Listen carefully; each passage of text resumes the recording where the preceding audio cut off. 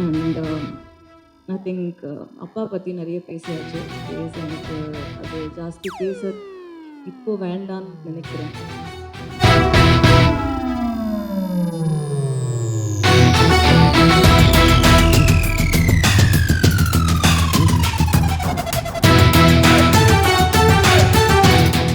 Again, for first coming today, I just wanted to get a little comfortable because நார்மலாக பேசிடலாம். உங்ககிட்ட பேசும்போது கொஞ்சம் ஒரு பதட்டம், பயம் இருக்கு.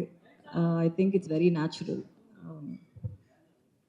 ஸோ லால் சலாம் படத்தோட கதை என்ன அப்படின்னா, தேர் திருவிழா ஒரு ஊர், அந்த ஊரில் நடக்கிற ஒரு கிரிக்கெட் மேட்ச், அந்த கிரிக்கெட் மேட்ச்சில் நடக்கிற ஒரு பிரச்சனைனால அந்த ஊரில் என்ன நடக்குது அப்படின்றது தான் இந்த கதை.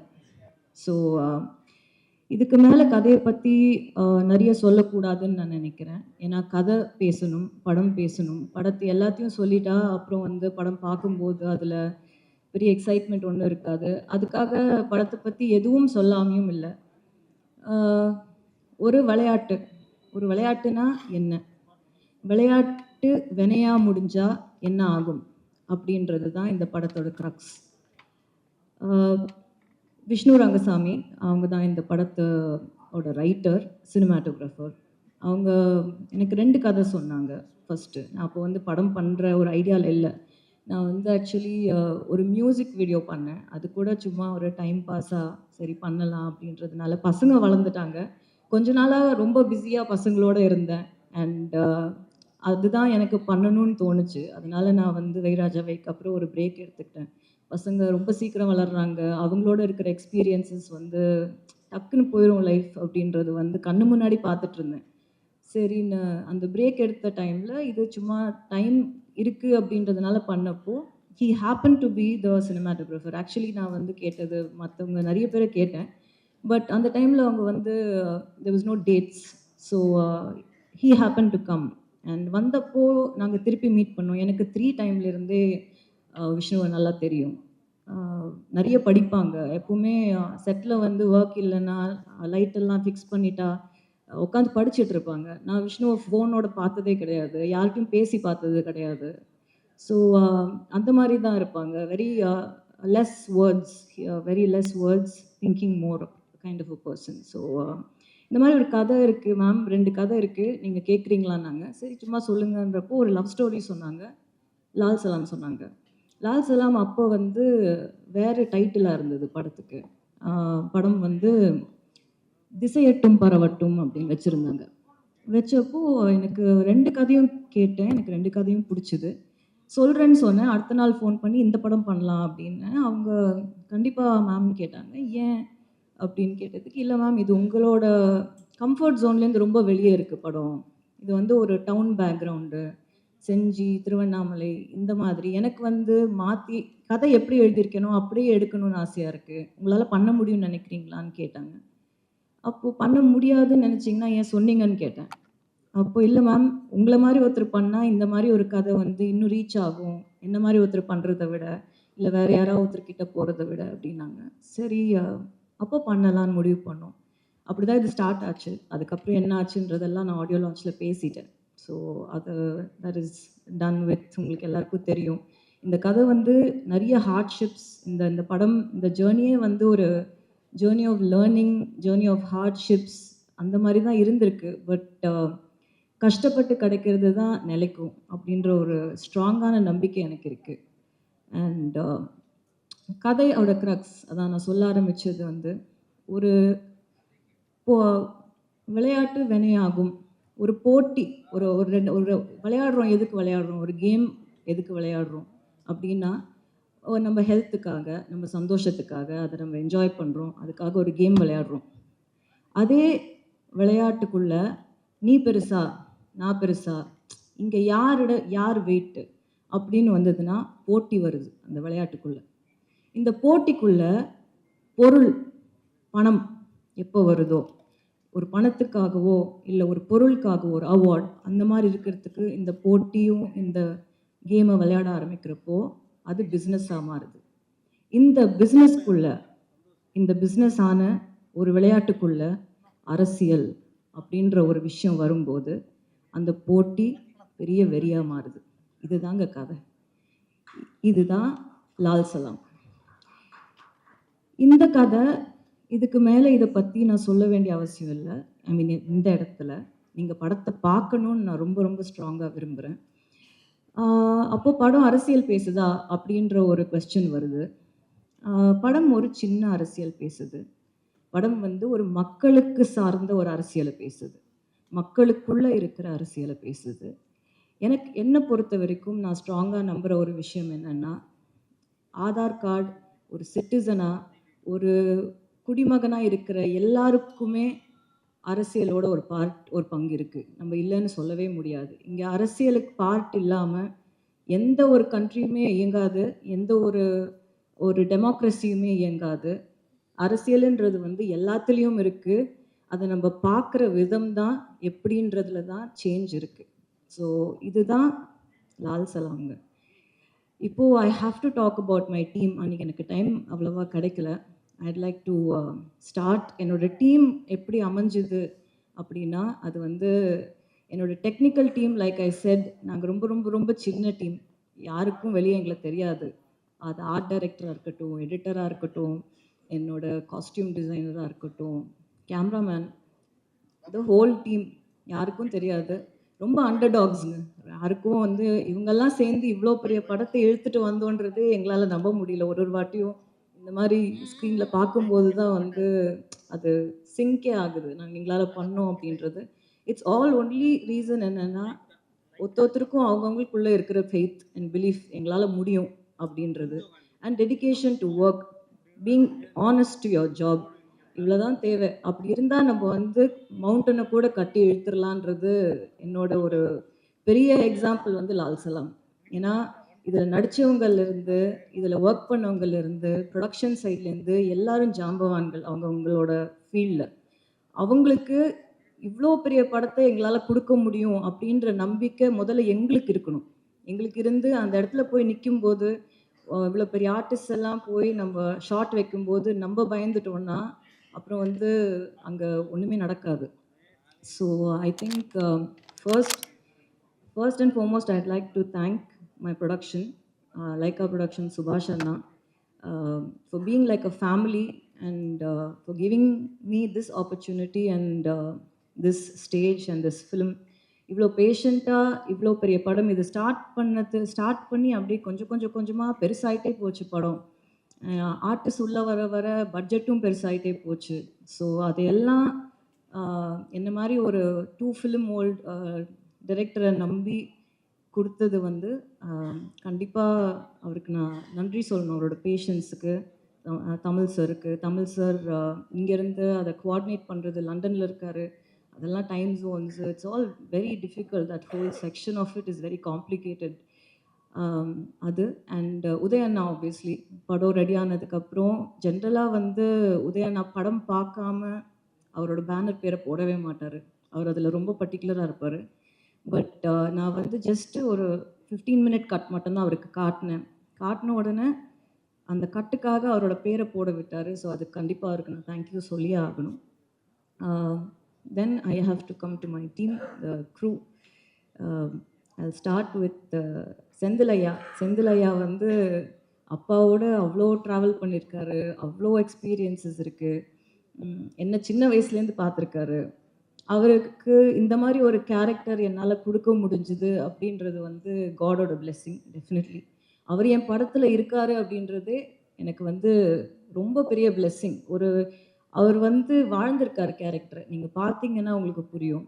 அவர் தான் ஆக்சுவலி பார்த்தீங்கன்னா அவரை சுற்றி தான் வந்து கதையே நகரும். அவர் தான் இந்த படத்தோட இமோஷனே அவர் தான். அவரோட கேரக்டர் தான் இந்த படத்தோட இமோஷன். ஸோ ஒரு ஊரில் இருக்கிற ஒரு வயசான அந்த ஊர் என்ன பார்த்துருக்கு, என்ன எக்ஸ்பீரியன்ஸ் பண்ணியிருக்கு, ஒரு ஊரில் இருக்கிற ஆளுங்க என்ன ஹார்ட்ஷிப்ஸ் ஃபேஸ் பண்ணுறாங்கன்னு ஒருத்தர் பார்ப்பாங்கல்ல.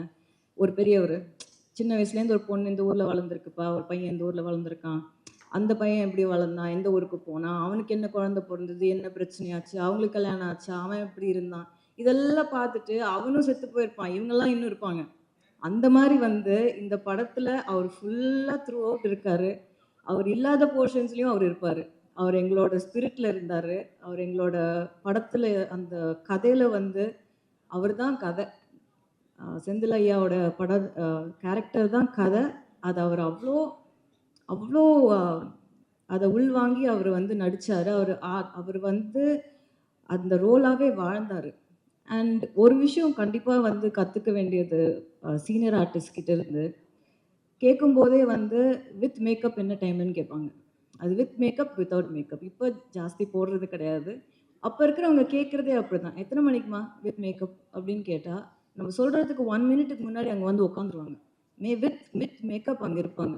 அவங்களுக்கு ஷார்ட் இருக்கா இல்லையா அதை பற்றிலாம் அவங்களுக்கு கவலையே கிடையாது. பேக்கப் உங்களுக்கு அப்போ நீங்கள் போகலான்னு வந்து டைரக்டர் வாயிலேருந்து வர வரைக்கும் எழுந்து எங்கேயுமே போக மாட்டாங்க. அப்படியே போயிட்டு ஏதாவது ரெஸ்ட் ரூம் போகணும் அப்படின்னா பெர்மிஷன் கேட்டுட்டு போவாங்க. அவங்கெல்லாம் பெர்மிஷன் கேட்க வேண்டிய அவசியமே கிடையாது. ஸோ அந்த மாதிரி விஷயங்கள் வந்து எங்களை மாதிரி யங்ஸ்டர்ஸ் வந்து அவங்கக்கிட்ட இதெல்லாம் கண்டிப்பாக கற்றுக்கணும். ஸோ தேங்க்யூ செந்தில் ஐயா. உங்களை வந்து ஆடியோ லான்ச்சில் ரொம்ப மிஸ் பண்ணோம். இன்றைக்கி வந்ததுக்கு ரொம்ப நன்றி. You should always be healthy and happy like this. Thank you so much. தம்பி சார் எனக்கு வந்து எப்படி சொல்கிறதுன்னு தெரில. உள்ளே வரும்போதே அவர் வந்து ஒரு வைப். அவர் எல்லாரையும் விஷ் பண்ணிட்டு வருவார். எல்லாரையும் அவர் உள்ளே வரும்போதே வந்து அவ்வளோ எனர்ஜி இருக்கும். அந்த எனர்ஜி வந்து எப்பவுமே எப்படி ஒருத்தர் பாசிட்டிவாக இருக்கார் அப்படின்றது வந்து சம்டைம்ஸ் நான் யோசிப்பேன். அது ரொம்ப கஷ்டம். அது எப்பவுமே பாசிட்டிவாக இருக்கிற மாதிரி வெளியில் காட்டிக்கலாம். ஆனால் எப்பவுமே பாசிட்டிவாக இருக்கிற மாதிரி நடிக்க முடியாது. ரொம்ப கஷ்டம் அது. நீ நிஜமாவே உள்ளேருந்து அப்படி இருந்தால் மட்டும்தான் அப்படி இருக்க முடியும். அந்த அந்த பாசிட்டிவிட்டி வந்து tremendous positivity with him. He's got so much energy. I don't know from where he brings that energy. And அவ்வளோ knowledgeable. நீங்கள் ஜஸ்ட்டு ஒரு வார்த்தை எடுத்து கொடுத்தா போதும். அந்த வார்த்தையிலேருந்து என்சைக்ளோபீடியா மாதிரி அவர் வந்து ஒரு 10,000 விஷயம் சொல்லுவார். அண்ட் சொல்கிறது எப்படி இருக்கும்னா, பேசும்போதே கொஞ்சம் யோசிப்போம். அவ்வளோ ஆனிமேட்டடாக பேசுவார். அவரை பார்க்கும்போதே வந்து ட்ராமாவில் ஒரு மாஸ்டர் கிளாஸ் பார்த்த மாதிரி இருக்கும். அந்த ஒரு 10 மினிட்ஸ் அவர்கிட்ட பேசணுன்னா it's like seriously like a drama master class. அவர் ஒரு பேசுகிறது அவ்வளோ இமோஷ்னலாக பேசுவார் எது பேசினாலும். அண்ட் எல்லாரும் வந்து செட்டில் அது லைட்மேனாக இருக்கட்டும், ப்ரொடக்ஷன் பாயாக இருக்கட்டும், அது விஷ்ணுவாக இருக்கட்டும், தங்கதுரை, நானாக இருக்கட்டும், எல்லாருமே அவருக்கு செல்லக்குட்டி தான். ஆனால் போகிறதுக்குள்ளே வந்து அவர் எங்களோட செல்லமாயிடுவார். அவர் கிளம்பி போகிறதுக்குள்ளே செட்டில் இருந்து. ஸோ அவ்வளோ ஒரு பாசமான ஒரு பர்சன். அவ்வளோ பாசம். And such an amazing performer. இந்த கதிர்வேலுன்ற கேரக்டர் வந்து இந்த படத்தில் வந்து சேம் வே செந்திலையா மாதிரி அவங்க ஊருக்கு வந்து ஒரு விஷயம் வந்து ஊரோட சந்தோஷம்தான் தன்னோட சந்தோஷம் அப்படின்னு நினைக்கிற ஒரு கேரக்டர். அண்ட் அந்த கேரக்டரால் ஒரு ஹெல்ப்லெஸ்னஸ் சுச்சுவேஷன் வரப்போ அந்த கேரக்டர் வந்து எவ்வளோ தூரம் வந்து கடவுளை நம்புது, எவ்வளோ தூரம் வந்து கடவுளை வந்து கடவுள் மேலே கோவத்தை காட்டுது, அன்பை காட்டுது, ஊருக்காக, ஒருத்தருக்காக இல்லாமல் ஊருக்காக அப்படின்ற மாதிரி ஒரு பியூட்டிஃபுல்லான கேரக்டர் ப்ளே பண்ணியிருக்காரு. அண்ட் கேரக்டருக்கு அவ்வளோ ஜஸ்டிஸ் பண்ணியிருக்காரு. Thank you so much sir. Thank you. Always need your blessings and to more of your positivity in the industry. Thank you. Next is Jeevitha ma'am. அவங்க ஆக்சுவலி இந்த படத்தில் வந்தது வந்து ரொம்ப ஸ்ட்ரேஞ்சாக இருந்தது. ஏன்னா டு பி ஆனஸ்ட், படம் வந்து அனௌன்ஸ் பண்ணதுக்கப்புறம் அவங்க 2 டாட்டர்ஸுமே நடிக்கிறாங்க. ஸோ அவங்க என்கிட்ட வந்து மீட்டிங் எடுக்கணும்னு கேட்டப்போ வென் வி மெட், அவங்க டாட்டரை படத்தில் நடிக்க வைக்க முடியுமா அப்படின்னு கேட்குறதுக்காக வந்திருந்தாங்க. வந்துட்டு போன உடனே நான் அவங்களுக்கு கால் பண்ணி மேம் நீங்கள் தப்பாக எடுத்துக்கலைன்னா நீங்கள் நடிப்பீங்களா அப்படின்னு கேட்டேன். அவங்க இல்லை நான் நடிக்கிறது இல்லைம்மா இப்போது வீட்டில் அவங்க வீட்டில் அவங்க தான் ஆல் அண்ட் ஆல். லைக் அவங்க family cannot function without her. She's a proper house wife அவங்க. இல்லைம்மா நான் நடிக்கிறது இல்லைன்னாங்க. இல்லை மேம் நீங்கள் ட்ரை பண்ணி பாருங்கள், முதல் நரேஷன் கேளுங்க அப்படின்னப்போ நரேஷன் கேட்டாங்க. கேட்டுட்டு சொல்கிறேன்னாங்க. அப்படி தான் அவங்க வந்தாங்க. 30 years கழிச்சு she has done a fantastic role in the film. Very very strong mother character பண்ணியிருக்காங்க. அண்ட் ஒரு சிஸ்டர் பிரதர் இமோஷன் வந்து ரொம்ப நல்லா ஒர்க் ஆகிருக்கு அவங்களால பிட்வீன் மொய்தீன் பாய் அண்ட் அவங்க ஜீவிதா மேம். ஸோ அந்த I have to thank her for being a part of this film, for enhancing and making the character more strong and complete in the film. So next is Munnar sir. Ramesh sir மாதிரி ஒரு dedicated person, involve person வந்து கூட எப்பவுமே நம்ம வச்சுக்கணும். அது எப்படின்னா, ஒரு வெல்விஷர், நம்ம நல்லா இருக்கணும், நம்ம ஜெயிக்கணும், அதுக்காக நான் வந்து ஒரு டைலாக், நான் ஹாஃப் அ டைலாக், ஒரு வேர்டாக இருந்தால் கூட அவர் வீட்டிலேருந்து கிளம்பி வந்து பேசி கொடுத்துட்டு, அதுக்கு ஒரு ஹாஃப் அ டே வெயிட் பண்ணி கூட பேசி கொடுத்துட்டு போவார். அந்த மாதிரி டெடிக்கேஷன். அண்ட் ஸ்டோரி சென்ஸ் வந்து அவ்வளோ ஸ்ட்ராங், அவ்வளோ ஸ்ட்ராங் ஸ்டோரி சென்ஸ். அண்ட் ஏதாவது ஒரு கொடுக்குற இன்புட்ஸ் எல்லாம் வந்து அவ்வளோ அவ்வளோ கரெக்டாக இருக்கும், அவ்வளோ கிளாரிட்டியோடு இருக்கும். அண்ட் ஒரு 4 பேஜ் டயலாக் கொடுத்தாலும் அதை வந்து அப்படியே அப்படியே மனப்பாடம் பண்ணி பேசுவார். அது எப்படி பண்ணுறாருன்னு தெரியல. இன்ஃபேக்ட் படத்தில் டயலாக் வந்து தம்பி சாருக்கு அப்புறம் அவருக்கு தான் ஜாஸ்தி இருக்கும். அண்ட் அவ்வளோ நல்ல டயலாக்ஸ் அமைஞ்சிருக்கு அவருக்கு படத்தில். தட் இஸ் அவ்வளோ மோட்டிவேஷ்னல் டயலாக்ஸ், அவ்வளோ பாசிட்டிவான டயலாக்ஸ் வந்து அவருக்கு படத்தில் அமைஞ்சிருக்கு. அண்ட் அவரோட கெட்டப் வந்து கண்டிப்பாக எல்லாரும் அப்ரிஷியேட் பண்ணுவாங்க. எங்களுக்கு ரொம்ப பிடிச்சி என்ஜாய் பண்ணி பண்ணோம் அவரோட கெட்டப் படத்தில். அண்ட் அவர் வந்து ஒரு கிறிஸ்டியனாக நடிச்சிருக்காரு படத்தில். So thank you sir, thank you for being a part of this film.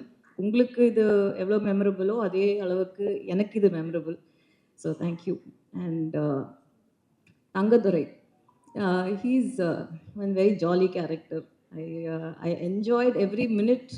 அவரோட பேசுறது வந்து நான் பயங்கரமாக என்ஜாய் பண்ணுவேன்.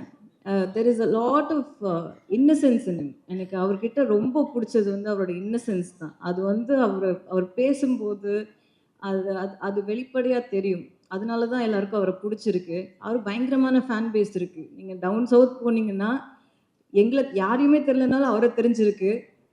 அவர் வந்து அந்த மாதிரி I think only innocence can pull crowd like that. I think that genuinity, that innocence is beautiful in him.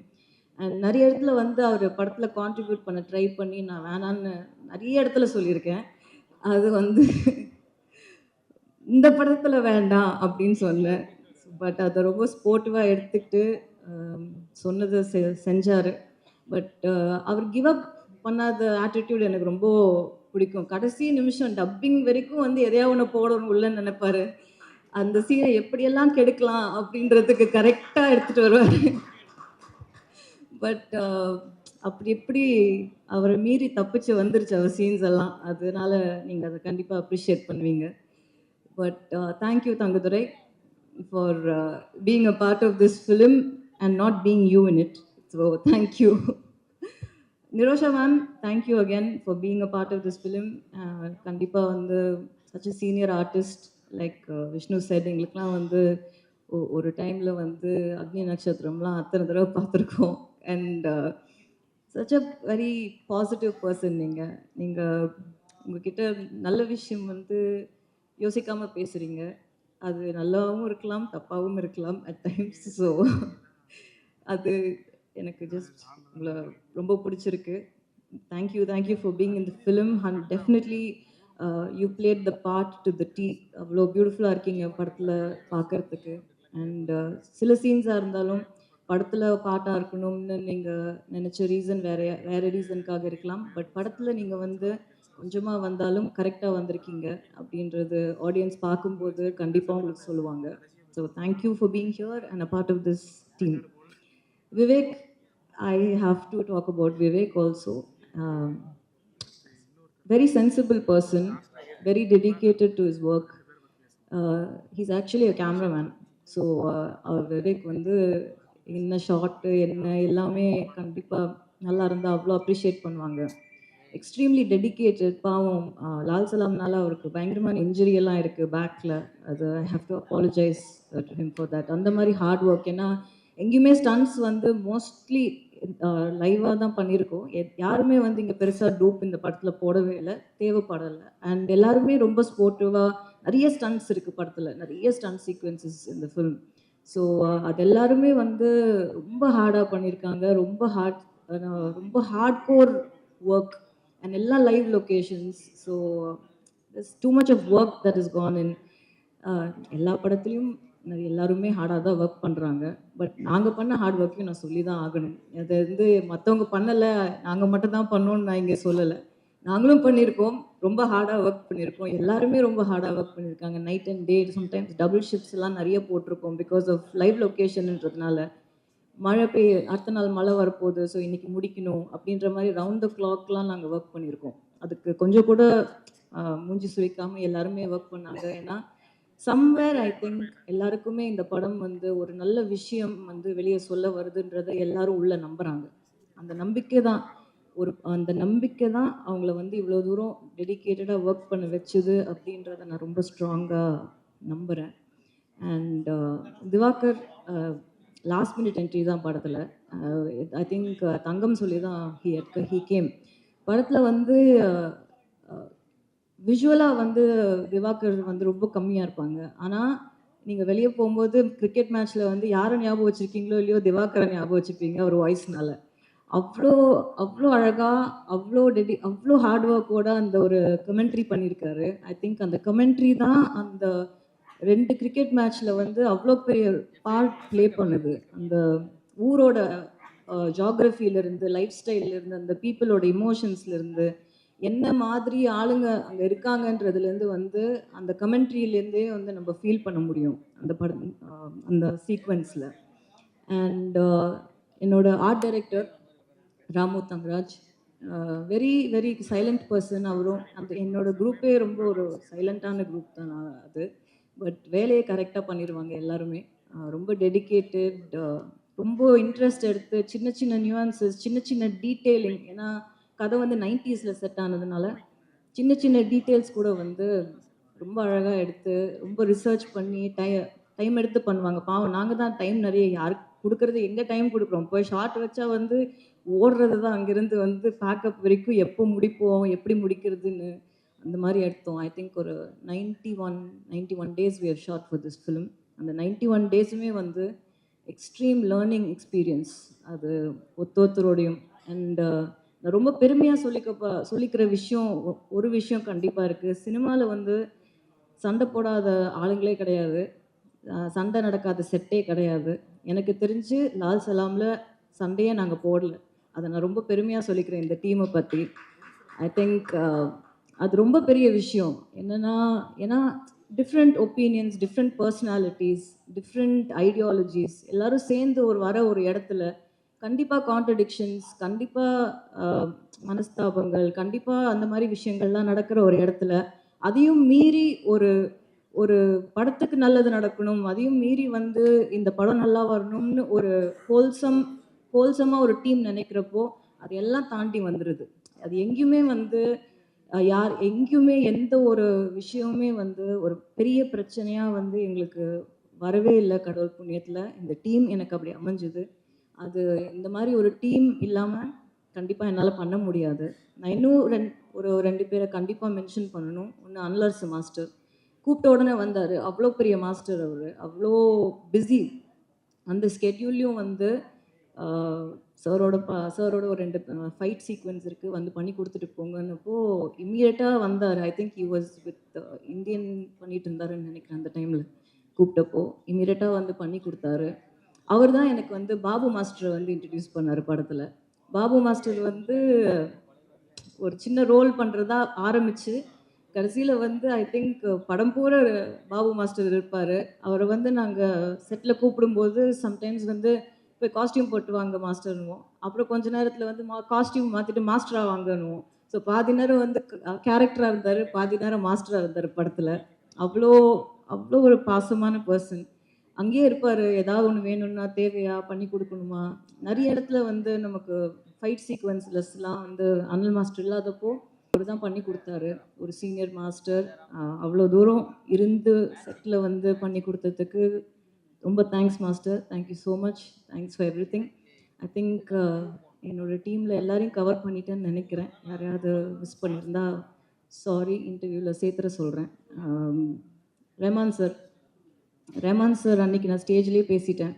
இன்றைக்கி கூட வந்து காலையில் திட்டிகிட்டு இருந்தேன் அவரை. இந்த மாதிரி எப்படி நீங்கள் வந்து ரிலீஸ் அப்போ என்னை விட்டுட்டு போகலாம் அப்படின்னு. அவர் யூஎஸில் இருக்கார். ஆக்சுவலி கிராமி அட்டன் பண்ண போயிருக்காரு. எப்படி நீங்கள் விட்டுட்டு போகலாம், இவ்வளோ ப்ரெஷர் இருக்குது, இவ்வளோ இந்த நேரத்தில் எப்படி விட்டுட்டு போகலாம் அப்படின்னு. எங்கே விட்டுட்டு போகிறேன் அப்படின்னு.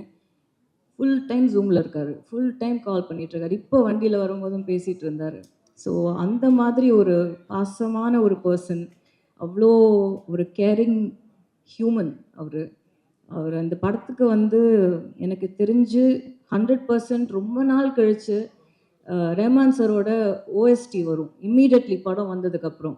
Original sound track. ஏன்னா ஒரு தீமும் அவரோட 90ஸ்ல வந்த எவ்ரி ஃபேன் என்ஜாய் பண்ணுற மாதிரி. நான் அவருக்கு 90ஸ்ன்னு சொன்னாலே அவர் கோவம் வரும். அப்போ என்ன நான் இப்போ அப்படி இல்லையான்னு கேட்பாரு.